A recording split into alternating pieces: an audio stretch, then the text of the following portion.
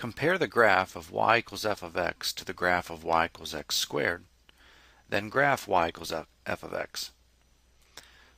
So part A, we're given f of x is equal to the quantity x minus 1 squared. So how will this graph compare to the graph of y equals x squared?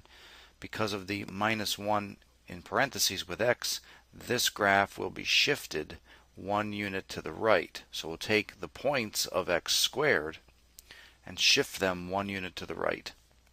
So looking at the graph, we know that the point 0, 0 is on x squared. We're going to shift it to the right 1 unit. We know that the point 1, 1 is a point on the graph of y equals f of x. We'll shift it to the right 1 unit. We know that negative 1, 1 is on x squared. Move it to the right 1 unit. We know that 2, 4 is a point on x squared. Move it to the right 1 unit.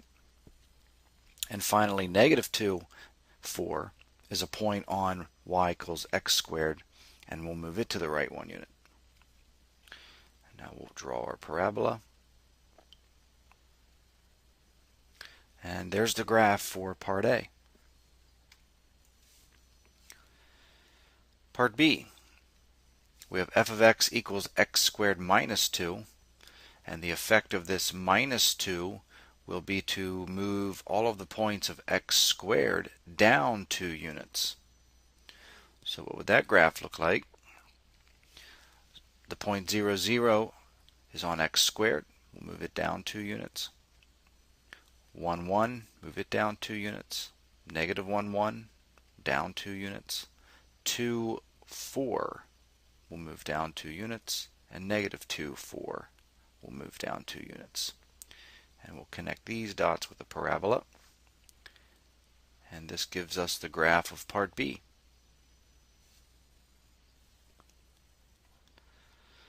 Part C, we have f of x equals 1/2 times the quantity x minus 3 squared plus 2. And we have 3 transformations going on. We're going to move the graph up 2 units, to the right 3 units, and the 1/2, we're going to multiply the y coordinates by 1/2, making the parabola wider. So take the point 0, 0, which we know is on x squared, multiply the y coordinate by 1/2, that stays 0, and we'll move the point 0, 0, right 3 up 2. Right 3 up 2.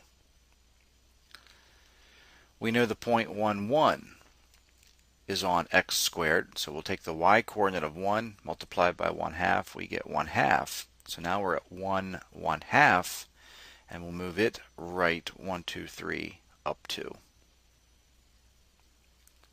And then using symmetry, we know that that point must be a point on f of x.